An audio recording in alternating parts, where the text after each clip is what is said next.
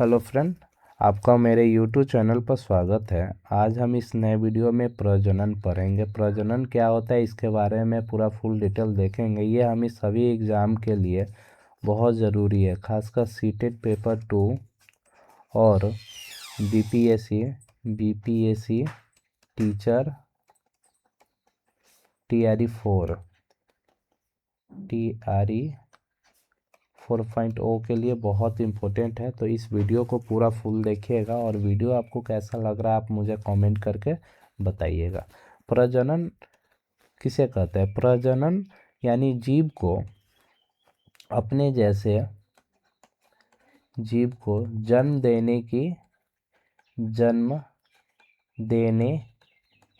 की क्षमता को, किसकी क्षमता को ही हम लोग क्या कहते हैं? प्रजनन कहते हैं। मतलब जो जीव अपने जैसे जीव को जन्म देने की उसके पास जो क्षमता है उसी को ही प्रजनन कहते हैं। प्रजनन क्यों किया जाता है? क्योंकि पृथ्वी पर अपने अस्तित्व को बचाने के लिए प्रत्येक जीव अपने जैसे जीव को जन्म देते हैं। अगर ये जन्म नहीं देंगे तो ये पृथ्वी से क्या होगा? विलुप्त हो जाएगा, पृथ्वी से विलुप्त हो जाएगा। तो आपको नेक्स्ट स्लाइड में ये सब लिखा हुआ है कि एक ही प्रजाति के अपने जैसे नए जीव का उत्पादन करने की क्षमता को प्रजनन के रूप में जाना जाता है। यानी अपने जैसे जीव जो जन्म देने की क्षमता जो जीव के पास है उसे ही हम लोग क्या कहते हैं? प्रजनन। नेक्स्ट है कि जनसंख्या को बनाए रखने के लिए और पृथ्वी से विलुप्त नहीं होने के लिए प्रजनन किया जाता है। नेक्स्ट है प्रजनन का बेसिक सिद्धांत डीएनए की एक प्रति बना रहता है जो माता पिता के दोनों गुण को दर्शाता है। कहने का मतलब है माता और पिता के संयोग से क्या होता है? जीव का जन्म होता है और इस जीव में माता और पिता दोनों का डीएनए होता है। इसी के डीएनए का एक प्रतिरूप इस बच्चे में आ जाता है। तो आशा करते हैं आपको इतना समझ में आ गया होगा। नेक्स्ट है कि प्रजनन की विधि क्या है।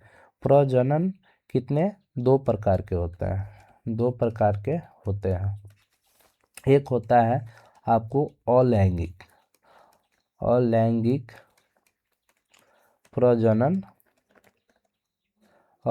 प्रजनन, दूसरा होता है लैंगिक प्रजनन।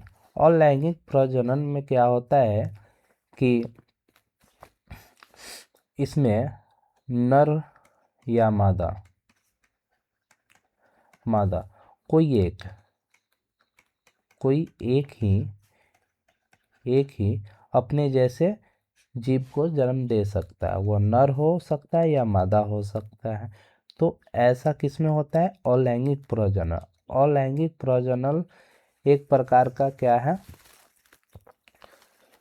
अलैंगिक प्रजनन में नर या मादा आपका ही भाग ले सकते हैं। लैंगिक प्रजनन में क्या होता है कि इसमें नर और मादा दोनों के संयोग से ही नए जीव का जन्म होता है। तो इसके बारे में पूरा फुल डिटेल आपको दिया हुआ है। तो नेक्स्ट स्लाइड पर चलते हैं। दिया हुआ है कि अलैंगिक प्रजनन और लैंगिक प्रजनन, तो ये तो समझ लिए। नेक्स्ट है अलैंगिक प्रजनन किसे कहते हैं। तो यहाँ दिया हुआ है कि प्रजनन की एक विधि जिसमें केवल एकल मतलब एक माता या पिता शामिल होते हैं और लैंगिक प्रजनन कहलाते हैं। मतलब इसमें कहने का मतलब है नर हो या मादा केवल एक ही शामिल होते हैं और ऐसे जो क्रिया होती है उसे हम लोग अलैंगिक प्रजनन कहते हैं। नेक्स्ट है बिल्कुल माता या पिता के कोशिका के समान ही होते हैं। यानी एकदम प्रतिरूप होता है, जैसे क्लोन जो होता है ना, यानी एकदम एक सेम जैसा ही अपने जैसे जीव को जन्म देता है, जिसे उसमें अंतर कर पाना मुश्किल होता है। तो यही कह रहा है माता या पिता के कोशिका के समान ही नए जीव होते हैं। इसमें केवल समसूत्री विभाजन होता है। समसूत्री विभाजन कहने का मतलब है विभाजन दो प्रकार के होता है, एक समसूत्री विभाजन, सूत्री विभाजन, दूसरा होता है आपको समसूत्री विभाजन और दूसरा होता है आपका अर्धसूत्री विभाजन, अर्धसूत्री विभाजन। समसूत्री विभाजन क्या होता है? समान में विभाजन होना जितना क्रोमोसोम में है, मतलब जितना क्रोमोसोम का एक आपका ये क्या है, मादा कोशिका है, और मादा कोशिका का जब विभाजन होता है तो ये पुत्री कोशिका बनता है, पुत्री कोशिका इसको कहते हैं। जैसे अगर इसमें कोई भी विभाजन हो रहा है तो समान समान ही विभाजन होगा, तो इसे समसूत्री विभाजन कहते हैं। और सूत्री विभाजन का मतलब है कोई भी जीव में अगर 20 क्रोमोसोम है, अगर इसका विभाजन हो रहा है तो 10 इसमें आ जाएगा और 10 पुत्री कोशिका में डिवाइड हो जाएगा। फिर 10 का अगर दो भाग अगर विभाजन हो तो इसमें 5 क्रोमोसोम, इसमें 5 क्रोमोसोम, तो इसी क्रिया को हम लोग असूत्री विभाजन कहते हैं। असूत्री विभाजन और समसूत्री विभाजन आपको समझ में आ गया होगा। अलैंगिक प्रजनन किसमें किसमें होता है ये देखेंगे। पहला है आपका छिपकली, दूसरा है अमीबा, तीसरा हाइड्रा है, चौथा आपका स्टारफिश है। इसमें छिपकली, 1 मिनट,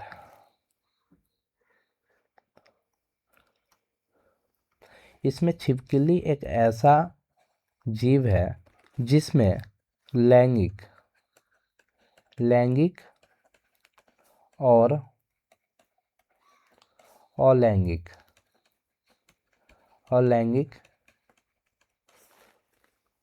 प्रजनन, यानी दोनों प्रकार का प्रजनन होता है छिपकली में। तो आशा करते हैं आपको इतना समझ में आ गया होगा। नेक्स्ट स्लाइड में हम लोग देखेंगे, इस विधि में केवल एक ही जनक नए जीव को उत्पन्न करते हैं। इसमें युग्मकों का निर्माण या संलयन नहीं होता। इसका युग्मकों का कहने का मतलब है नर और मादा, नर का शुक्राणु, मादा का अंडाणु, जो मिलके नए कोशिका का निर्माण होता है जिसे युग्मक बोलते हैं। इस युग्मक से क्या होता है, भ्रूण बनता है और भ्रूण से ही नए जीव का निर्माण होता है। तो ये क्रिया इसमें नहीं होता है और लैंगिक प्रजनन में नहीं होता है। ये क्रिया लैंगिक प्रजनन में होता है, लैंगिक प्रजनन में होता है। तो आशा करते हैं आपको समझ में आ गया होगा। नेक्स्ट है हमारा, इसकी विशेषता देखेंगे। फर्स्ट दिया हुआ है कि केवल एक ही जनक शामिल होते हैं, इसमें नर हो या मादा, केवल एक ही जनक इसमें शामिल होंगे। नेक्स्ट है उत्पन्न संतति आनुवांशिक रूप से जनक के समान ही होते हैं, मतलब जो नर या मादा जो भी इस संतान को उत्पन्न करती है उनमें जो आनुवांशिक रूप होती है वो एकदम समान होती है। किसके समान? क्लोन के समान होती है। तो ये चीज़ हम पहले आपको बता चुके हैं। नेक्स्ट पॉइंट में है, यह प्रायः निम्न श्रेणी के जीव होते हैं, मतलब बहुत छोटे प्रकार के जीव होते हैं। नेक्स्ट है, जैसे एक कोशिकीय जीव और कुछ पौधे में ये क्रिया होती है। एक कोशिकीय जीव कौन है? अमीबा है, अमीबा, यूग्लिना, ये सब क्या है? एक कोशिकीय जीव है। पैरामीशियम, ये सब एक कोशिकीय जीव है। ये सब क्रिया खासकर इस सब जीव में होता है और यह एक तेजी से होने वाली प्रक्रिया है। ये जो जनन होता है तेजी से। अलैंगिक, आपको क्वेश्चन आ सकता है कि अलैंगिक जनन में किस प्रकार की प्रक्रिया होती है?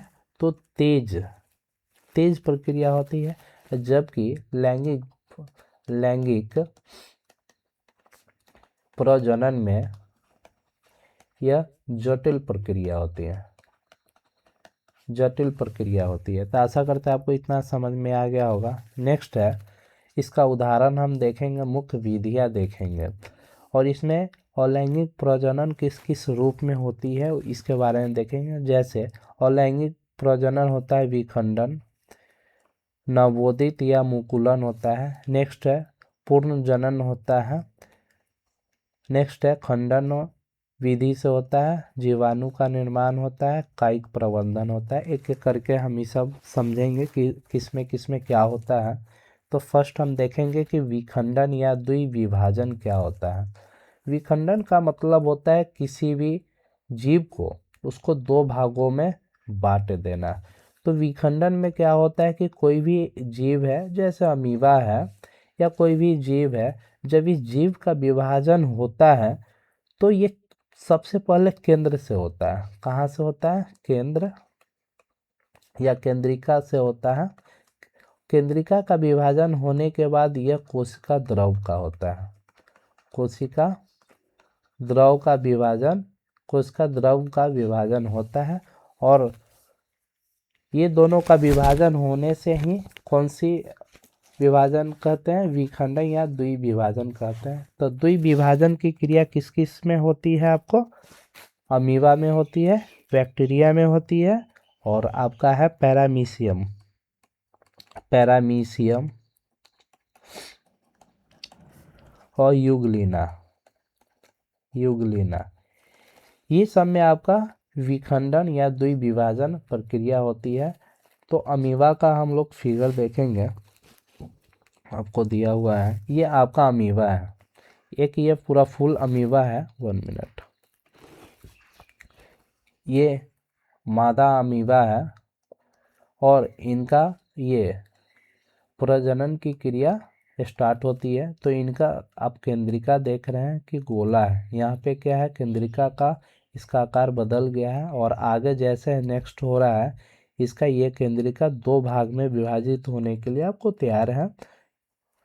तो नेक्स्ट में है कि केंद्रिका का विभाजन होके अब उसके बाद क्या है? ये जो खाली स्थान आपका बचा हुआ है यही सब आपका कोशिका द्रव है, कोशिका द्रव है। तो पहले तो केंद्रिका का विभाजन हो गया अलग अलग, उसके बाद किसका विभाजन हो रहा है? कोशिका का। उसके बाद दो नए पुत्री यानी डॉटर अमीबा का निर्माण हो गया। तो आशा करते हैं आपको इतना समझ में आ गया होगा। ये बैक्टीरिया है, जीवाणु, जीवाणु, जीवाणु में क्या होता है?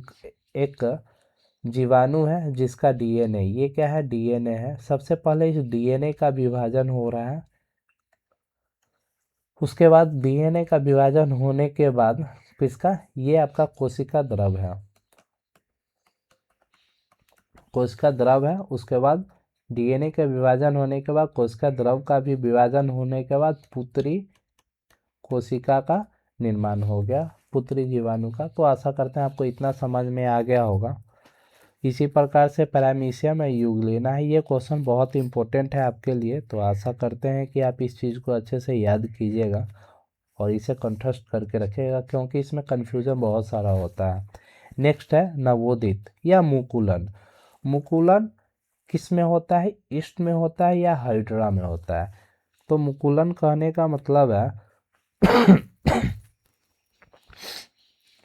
मुकुलन ये आपका हाइड्रा है। जैसे अगर आपने आलू देखा है, आलू के ऊपर क्या आँख होता है? तो आँख क्या है? वो कच्चा है, कच्चा है। वो यहाँ से हटने के बाद, आलू से हटने के बाद क्या होता है? वो सड़ जाता है या सूख जाता है, खराब हो जाता है। लेकिन हाइड्रा में क्या होता है कि आँख की तरह कहीं से भी ये निकलता है। उसके बाद इसका पूरी तरह से विकास हो जाने के बाद, यानी एक पूर्ण आपको हाइड्रा बन जाने के बाद ये क्या होता है कि अपनी मादा हाइड्रा से अलग होकर ये अपना जीवन चलाना शुरू करती है। तो इस क्रिया को हम लोग ही मुकुलन बोलते हैं, मुकुलन बोलते हैं। तो आशा करते हैं आपको इतना समझ में आ गया होगा। नेक्स्ट है हमारा ईस्ट, भी आपको समझ में आ गया होगा। नेक्स्ट है पुनर्जनन।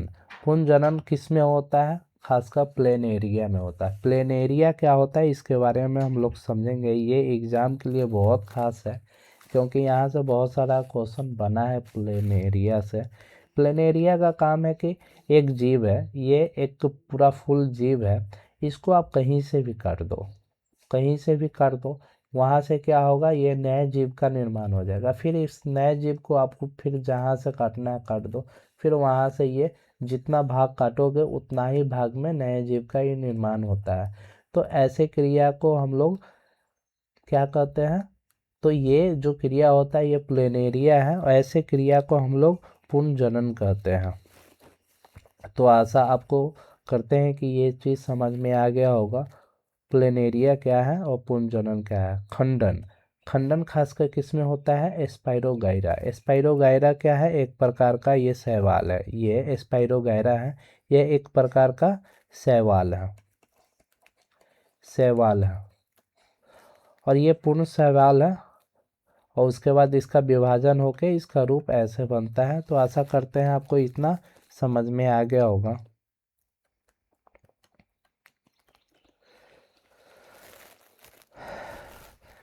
बीजाणु का निर्माण, बीजाणु का निर्माण कहाँ होता है, तो बीजाणु का निर्माण हम लोग समझेंगे, ये होता है कवक में होता है, शैवाल में होता है